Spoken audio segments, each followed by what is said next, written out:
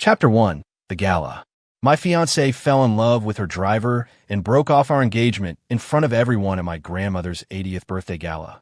"You may come from a powerful family," she announced, her voice echoing across the ballroom, "but that doesn't make you better than anyone else. I'm in love with Leo for his kind and genuine soul." My grandfather, who'd spent a lifetime as a fixer for the world's most powerful people, a corporate shaman of sorts, looked angry enough to dismantle their family's entire legacy, brick by brick. The next day, the wealthiest man in the country showed up at our door with his other 6 granddaughters. "My boy," he said, his voice heavy with apology. "Take your pick. Any of them. The one you choose becomes the heir to my entire fortune." 1. The implosion. I'm here today to officially break off my engagement to Liam Lockwood. Chloe Carrington stood in the center of the grand ballroom, dressed in a 7-figure couture gown. Beside her, looking both nervous and defiant, was a man in a driver's uniform. She stood ramrod straight, projecting her declaration so it bounced off the crystal chandeliers. The murmur of conversation among the guests, a curated list of New York's elite, died instantly. Jaws literally dropped. "Insolence," my grandfather roared, slamming his hand on the table. He snatched a nearby crystal champagne flute and hurled it at Chloe with a speed and accuracy that defied his age. Chloe flinched and ducked into her driver's arms, playing the part of a damsel in distress. She melted against him, then raised her voice again. "I want everyone here to know, loud and clear, that the man I love is Leo Hayes." She continued, her voice ringing with self-righteousness. "Leo may have a humble background, but he isn't beneath any of us. He's kind, optimistic, brave, and strong. In my heart, he's 1,000 times the man Liam Lockwood will ever be." You. My grandfather was so enraged he was sputtering. I put a calming hand on his arm and turned my glare on Chloe. "One of you is a cheater, and the other is the guy she cheated with. You think that's something to be proud of?" Chloe looked at me without a shred of guilt and delivered a line so cliché it could have been from a soap opera. "Liam, the person who isn't loved, is the real third wheel here. Leo is an incredibly decent man. Please don't tarnish his name with that word." The driver, Leo Hayes, stepped forward to stand beside Chloe, chin held high, as if he'd just won a Nobel Prize. "Mr. Lockwood, I never intended to break anyone up. But Chloe doesn't love you. No matter how much you want it, there's no real love between you." He sounded like he was quoting a self-help book. "It's tragic to be used as a pawn in a corporate merger. Everyone deserves to be whole, to have dignity. I believe that when you find your own true happiness, you'll thank Chloe and me for taking this first, brave step." I was floored by their shamelessness. What were they even talking about? "Leo's right," Chloe added, doubling down. "Even if we got married, I would never love you. You were born into privilege. You've had more resources and a better education than anyone. You should be doing something meaningful with your life, not obsessing over a man and calling other people names." I, didn't we have an antique broadsword mounted in the study? Get them out of my house." My 80-year-old grandfather, a man who commanded respect in every boardroom he entered, actually grabbed a chair, ready to swing it himself. I jumped to my feet. Thankfully, my dad and my uncle managed to restrain him. My grandmother's birthday was not the time for assault charges. Once he was calmed, my grandfather fixed Chloe with a steely gaze. "Ms. Carrington, consider the engagement broken. As for the scene you've caused tonight, I'll be settling that debt with your grandfather personally." Chloe scoffed. "Don't think you can use my family to control me. The Carringtons are the top of the food chain. Anyone who marries into our family is marrying up. I'm the heir, handpicked and trained by my grandfather himself. He's not going to turn on me for the sake of the Lockwoods." With that, she took Leo's hand and walked out, her head held high. My entire family was seething. The guests began whispering, their hushed tones filling the sudden void. Some shot me looks of pity, others outright mockery. Grandfather let out a cold snort. "For everyone in this room who only came tonight to kiss up to the Carringtons, the door is right there." A wave of awkwardness washed over the crowd. Then, one by one, guests began to stand and make their excuses. The once packed ballroom emptied out, leaving only a handful of loyal friends behind. My family wasn't the most ostentatious of the city's elite. The reason so many influential people had shown up tonight was largely out of respect for the Carrington Empire. Now, watching them leave, it felt like our star was fading. Grandfather spat on the marble floor in the direction of the retreating crowd. 2.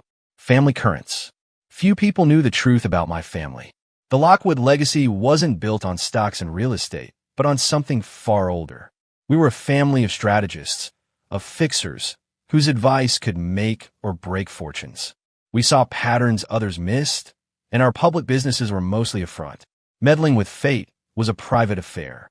The guests who remained tonight wouldn't be forgotten. The Lockwoods always remember their friends. The next morning, my grandmother, in a fit of quiet fury, ordered someone to go water the prized orchids in the Carrington Global lobby with boiling water and to relocate the expensive koi from their decorative pond. My grandfather sat in the living room, poring over astrological charts and market projections, looking for the perfect moment to financially gut the Carringtons. To dare to pull a stunt like this, he muttered, his eyes blazing. The Carringtons' good fortune has just run out. This was a bit much. I had to intervene. Grandpa systematically destroying their entire financial foundation seems a little excessive. It could have unforeseen consequences. Why don't you just, I don't know, arrange for a massive, untraceable short on their stock and let nature take its course? Let Chloe's new life be plagued by financial ruin and social shame. Grandfather's hand trembled slightly. Son, I think I'll stick with my plan. It's more personal. Okay, suit yourself. I ate a quick breakfast and headed to the office. After last night's fiasco, I expected a flood of calls from partners pulling out of deals. It was going to be a long day. While our family's true power didn't come from this company, it still represented the hard work of our employees. As I got to the building, my assistant, Walsh, was just arriving. Mr. Lockwood, you're in early, he said. Yeah, got to get ahead of the storm. Which projects have been canceled? Get the team leads ready for a meeting, I said, walking into the lobby. None, sir. All projects are proceeding as scheduled. Walsh looked at me, concerned. After what happened last night, it's strange. There's been no fallout at all. The Carringtons must have worked through the night, calling in every favor they had to keep their partners from jumping ship. Their survival instinct was strong. Well, it's not our problem. Let everyone know it's business as usual. I stopped at the entrance. A familiar face was polishing one of the company cars. It was Leo Hayes. Fire him, I said flatly. Yes, sir, Walsh replied. Leo looked up, his expression a mask of shock. What? You're surprised? I looked him over. This is my company. You didn't know who your boss was. Mr. Lockwood. Leo straightened up, his face a canvas of righteous indignation. I haven't done anything wrong at my job. You're targeting me because of Chloe. I laughed. It was a dry, humorless sound. Let me correct you. I'm targeting you because you crashed my grandmother's 80th birthday party and publicly humiliated my family. I know you're hurt about Chloe breaking up with you, but you can't bring your personal feelings into the workplace. I work hard every day. You can't fire me over a personal grudge. He looked genuinely offended. Walsh was stunned by the audacity. He leaned in and whispered, "This guy seems unhinged. Should I call security?" "No. Just tell HR he's done, effective immediately." I turned to press the elevator button. "Mr. Lockwood," Leo shouted, "just because you're some high and mighty heir and I'm just a driver, you think you can trample on my dignity? A driver earns an honest living. We don't deserve to be looked down on." Walsh, sensing Leo's agitation, stepped between us. "Sir, maybe I should call security." "It's fine." I motioned for Walsh to step back and looked at Leo, who was doing a convincing impression of a wilting flower. "What does being a driver have to do with you seducing another man's fiancée and making a scene at an old woman's party? So you admit you're targeting me because of Chloe." Okay, Walsh was right. Call security. "Liam." Chloe came jogging up, holding a latte and a croissant in a paper bag. She grabbed Leo's hand and glared at me. "What are you doing to him?" I must have wronged this man in a past life. The moment Leo saw Chloe, his eyes welled up with tears. "Chloe, it's not Mr. Lockwood's fault. I understand his pain, losing the woman he loves. I know I shouldn't be with you, but I will protect our love, no matter what." Chloe hugged him, looking pained. "Don't worry. I told you I'd handle the Lockwoods and my family. I won't let anyone hurt you." Even Walsh couldn't take it anymore. "Do you two have any shame at all?" he muttered. Chloe ignored him completely, her focus entirely on me. Liam, control your assistant. I'm the one who fell in love with Leo. He did nothing wrong. If you have a problem, take it up with me. I gave her a massive eye roll. My assistant and everyone else in this company has freedom of speech. I don't police what they say. As for you, if you don't want to get called out, take your boy toy and get lost. You. Chloe's jaw clenched. Is this you lashing out because you can't have me? I wanted to scream. The nerve of this woman was unbelievable. She sighed dramatically. Look, I know I hurt you. From now on, I'll think of you as a little brother. If you ever need anything, you can come to me. I'll pass. You should probably enjoy your freedom while you can. Your grandfather was busy last night, but I have a feeling he's about to have you over his knee today. I turned and stepped into the elevator. Chloe lunged forward, blocking the door. What the hell do you want? My patience was gone. She struck a pose, her expression haughty. I told you, I'm the heir, trained by my grandfather himself. It doesn't matter that I broke off our engagement. Even if I burned your family's business to the ground, he wouldn't do a thing to me. The next thing she knew, my leather dress, shoe, was making contact with her face. It happened so fast, I barely registered it. The shoe flew off my foot, hit her, and clattered to the marble floor. My apologies. I shouldn't have done that. I calmly picked up my shoe and put it back on. Leo rushed to her side, cradling her face. Chloe, are you okay? Mr. Lockwood is just in a lot of pain from losing you. That's why he's lashing out, why he's acting so crazy. He's a pitiful man. Please, don't take it out on his family because of me. Perfect. They were made for each other. My car's outside. I'll even give you the day off to drive you to City Hall right now. Chloe's face contorted with rage. Leo turned to me, his expression full of faux understanding. Mr. Lockwood, are you really willing to give us your blessing? I know you must be suffering terribly inside. Damn it, my big mouth. Just then my phone rang. It was my grandfather, a lifeline. He needed me home immediately. I delegated the day's tasks to Walsh, pushed past the two of them, and headed home. Chloe was still shouting behind me. Liam, my offer still stands. What a train wreck. Those two were bad for the energy of my entire company. When I got home, the living room was already crowded. Old man Carrington was sitting with my grandfather. So much for the financial ruin plan.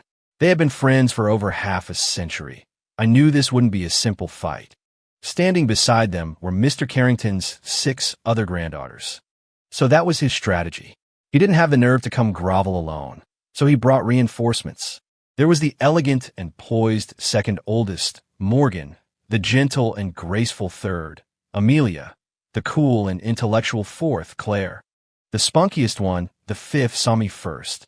Brother-in-law smack. Amelia slapped her lightly on the back of the head before she could finish. Old man Carrington shot her a warning look. So much for being spunky. Are we still having a lunch reception? I asked, breaking the silence. Mr. Carrington offered a strained smile. Liam, my boy, I promise I'll make things right for what happened yesterday. He then gestured to his granddaughters. These are my girls. Whichever one you like, whichever one you choose, will become the next heir of the Carrington family. I was speechless. I pointed to the baby being held by Morgan, the 7th granddaughter. Even the one who's still on a bottle? Even her, Mr. Carrington declared, thumping his chest. Hell, if you want all 6, they're yours. That oldest one of mine is no good. She doesn't deserve you. The Carringtons were desperate to save this alliance. In addition to parading 6 granddaughters in front of me, they sent my grandmother an extravagant apology gift and, most importantly, offered 45% of Carrington Global's shares as a dowry. 45%. They must have really believed my grandfather was about to go scorched earth on their family legacy. That afternoon, at Mr. Carrington's arrangement, I took the 6 sisters to tour the Carrington Global headquarters. The official reason: let the kids spend some time together and get to know each other. Morgan held the baby, Amelia carried her purse, Claire held an umbrella, and the 5th sister held a bouquet of flowers. We must have looked like a bizarre parade. As it turned out, someone else was already putting on a show when we arrived. Leo Hayes was standing at the reception desk, holding a paper bag and looking aggrieved. I really do know Miss Carrington. I promise I'm not lying. The receptionist maintained her professional smile. I'm sorry, sir, but without an appointment, I can't let you up. You could try contacting her assistant or Ms. Carrington herself. They were together this morning, and now this drama. They really loved an audience. All I could do was lean over to Claire and say, "Holding an umbrella indoors makes you look as ridiculous as he does." Claire calmly folded her umbrella. I was distracted by the theater and forgot to put away. Leo heard us and turned, stumbling slightly. "Mr. Lockwood, you brought all these people. Are you here to cause trouble for Chloe?" That wasn't the plan, but now I think we might just stick around for the entertainment. The spunky fifth sister was already on her phone. "Yo, sis, your boyfriend doesn't have a cell phone." Smack! Amelia slapped her again. "Get to the point." Chloe came running down in less than a minute. She went straight to Leo, grabbing his shoulders. "Leo, did you bring me a snack?" Leo held up the bag and looked down. "Yes. The receptionist didn't know I knew you. I'm sure they weren't trying to be difficult." The receptionist's professional smile froze on her face. Chloe's expression darkened. She turned on the staff.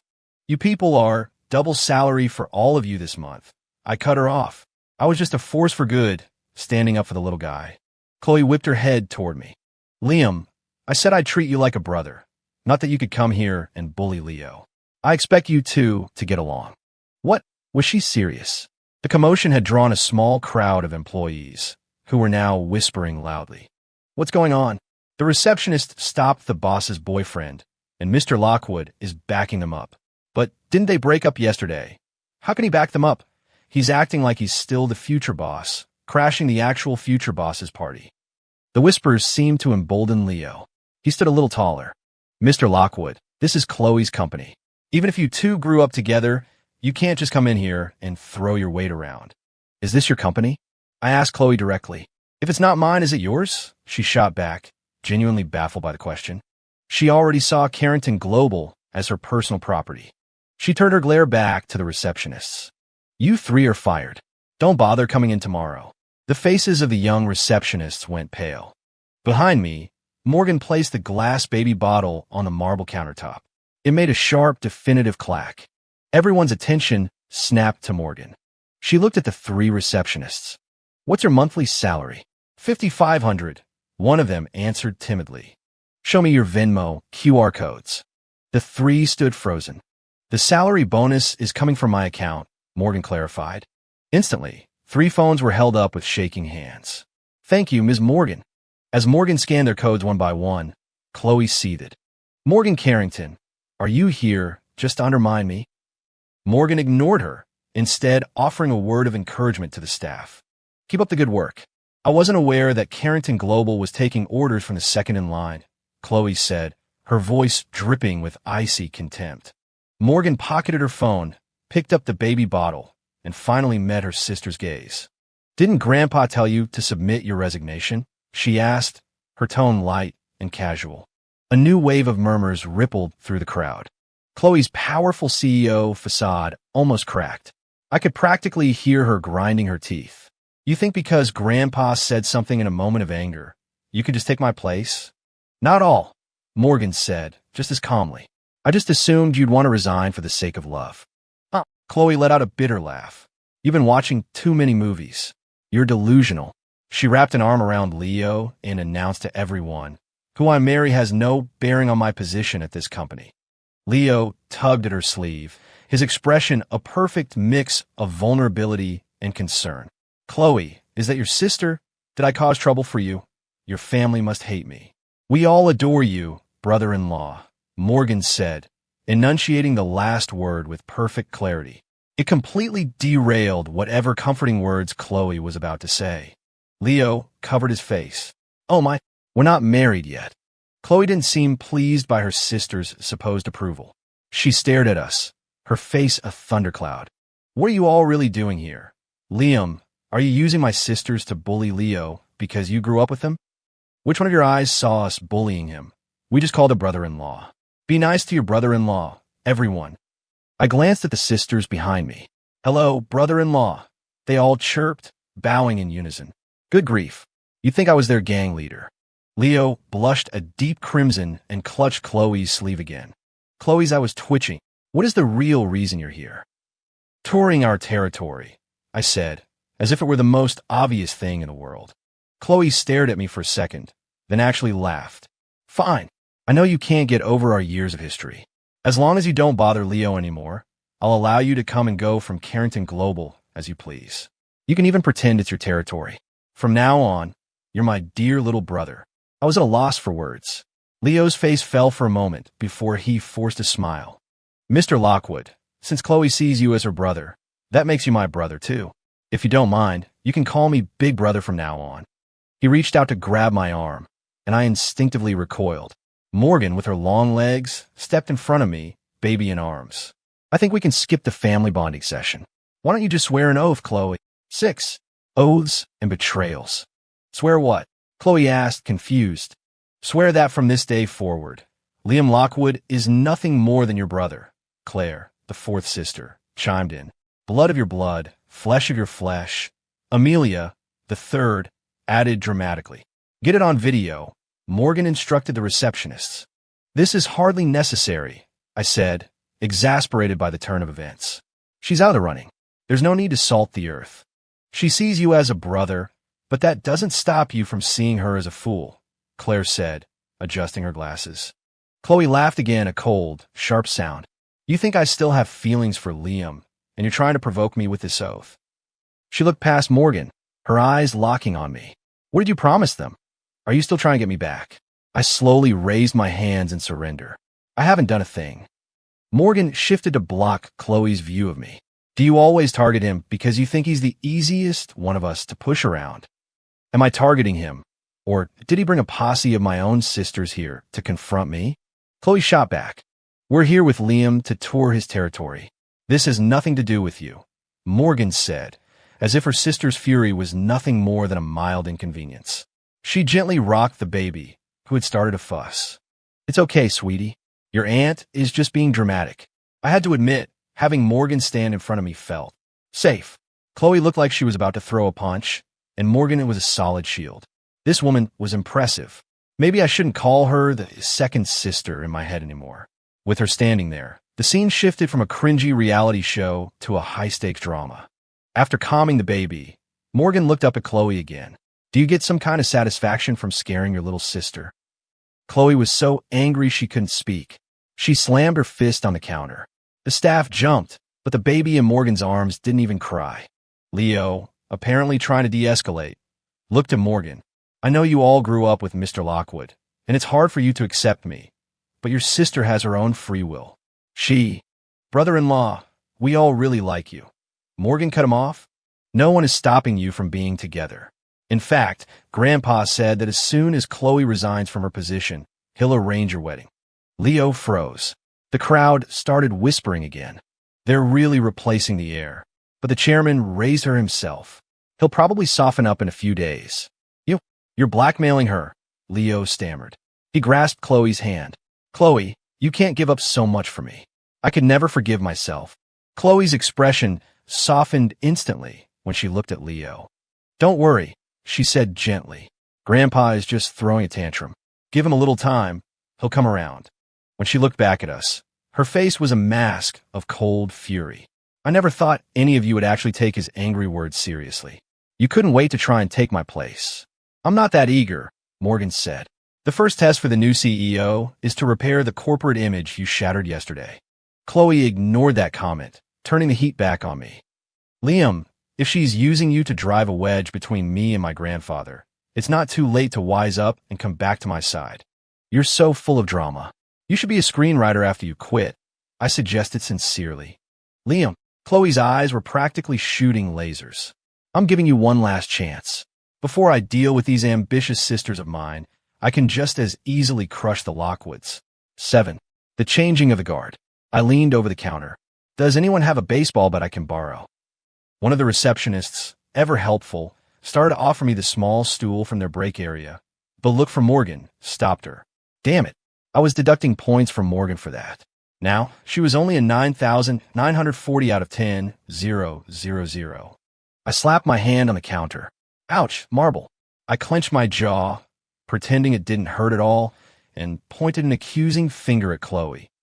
Are we dealing with this? This person who's squatting the CEO's office today, or not? Because if you won't, I will. Morgan glanced at my hand for a couple of seconds before slowly uttering a single word. Yes. She handed the baby bottle to the baby, pulled out her phone, and tapped a few things on the screen. Chloe crossed her arms, a smirk on her face. I'd love to see how you plan to deal with me. She really loved to smirk. Her mother must have read her nothing but joke books in the womb. 3 minutes later, everyone's phone in the lobby buzzed with a company-wide notification. Chloe Carrington had been removed from her position as CEO. The color drained from Chloe's face. She lunged forward and grabbed Morgan by the collar. What did you tell Grandpa? The baby was so startled she dropped her bottle, but Morgan caught it with lightning reflexes. Chloe, there's no need to be so dramatic, Claire said, adjusting her glasses. Didn't Grandpa say he'd transfer the shares to your name after you get married? With the shares, even if Morgan takes your position, she's still working for you. That seemed to placate Chloe. She released Morgan, her gaze shifting uncertainly to Leo, who was now looking at her with undisguised hope. Amelia added more fuel to the fire. There's no time like the present. City Hall closes in 2.5 hours. Leo's eyes were practically sparkling, but Chloe didn't respond to his eager look. Instead, her gaze, filled with a strange and unreadable emotion, landed on me. Don't tell me she wanted me to beg her not to get married. Morgan turned to her other sisters, conveniently blocking Chloe's line of sight to me. So, I get one shot at this, and you two are actively trying to sabotage me. If we don't give you a shot, Chloe will never get out of the way, Amelia said, feigning concern. Amelia's right, Claire added. Once you're CEO, you'll start racking up successes, and Grandpa will give the shares to you instead. I could have sworn I saw a glint of cunning behind her glasses. Wait a minute. The fifth sister, who was perpetually confused, piped up. Didn't Grandpa say the shares would go to Smack? Amelia again. What a picture of sisterly love. Wedding bell blues outside City Hall. The sisters and I watched the happy couple walk inside. Is no one going to try and talk her out of this? I asked. It felt less like a family intervention and more like a let's get rid of the biggest obstacle so the rest of us can fight for the throne situation. I had completely misread these women. They weren't a backup plan. They were a pack of wolves. I couldn't marry into this. Not even for legs like Morgan's. Claire shrugged. Morgan as CEO is good for all of us. Amelia added. Chloe as CEO would bankrupt the company. Oh, right. I guess I was the one who had been watching too many movies. Letting her get married quickly is damage control. This way, people will just say our family produced one lovesick fool. That made sense. If the drama continued, who knew how much worse it could get? Besides, she added with a sly look, if she didn't get married and came to her senses one day and tried to get you back, my sister Morgan would probably lose her mind. Wait, what's that supposed to mean? I know. The spunky fifth sister chimed in again. Morgan has had a crush on you for years. That's why she went to study abroad for so long. Smack. This time, it was Morgan who delivered the blow. Was this girl's entire purpose in life to say things that got her hit? Silence descended. Then the world became noisy again. The buzz of cicadas, the rustle of leaves in the trees, the glug-glug of a baby bottle, and a frantic pounding of my own heart. She needs a diaper change, Amelia said, taking the baby from Morgan and hurrying away. The others found their own excuses and quickly vanished. Now there was no glug-glug from the bottle, just a thump-thump of my heart. When Chloe finally emerged from City Hall, she saw me and Morgan standing together, each holding a freshly issued marriage license. She froze, her eyes wide with shock, and then she physically jumped. You two, you were hooking up behind my back all along, weren't you? You went in first. What took you so long? I asked. Chloe's hand, clutching her own license, was trembling. Her face was a mask of pure rage. It was actually a little frightening. Morgan instinctively moved to stand in front of me. Damn, that posture. I guess I could touch it now. Wait, no, there was a psycho having a meltdown. Chloe's license was now crumpled in her fist, and her eyes were bloodshot. Was it a crime to ask a question? We really had been waiting a long time. My grandfather had even called to yell at me for taking so long. Why was she acting like I'd committed a capital offense? Leo stood beside her, pale and silent. Suddenly, Chloe lunged, throwing a punch straight at Morgan. Morgan blocked it easily. Do you really want to give the PR department more overtime? Chloe seemed to have lost all reason. She didn't listen, and the two of them started fighting for real, right there on the steps of City Hall. Morgan tossed me her license for safekeeping. Chloe's fell to the ground and was promptly trampled underfoot. Leo watched, his face ashen. I called the other sisters back, but even all of us together couldn't pull them apart. In the end, Old Man Carrington had to show up with a team of bodyguards. When they were finally separated, Chloe was lying on the ground. Leo rushed to her side to check for injuries. She placed a hand on his cheek, her eyes vacant, staring at nothing. Morgan came over and pulled me into a hug. "Don't look at her." "Okay."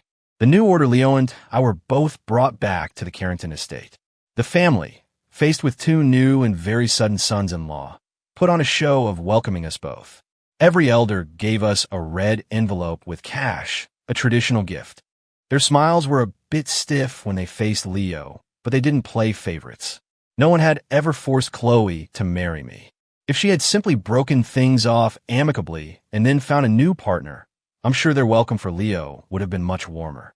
Later that night, Morgan lay on the bed in her room, having taken off her jacket. Her arms were covered in bruises. It was a mess. "You're this banged up, and you didn't say anything," I said, gently rubbing liniment oil on her skin. "She didn't get off any easier," Morgan replied. So they had both been putting up a tough front all evening. "All right, all done." Morgan sat up and put her shirt back on. "You sleep here. I'll go sleep in your room." The Carringtons had always kept a room for me at their estate. "Why would you sleep in my room?"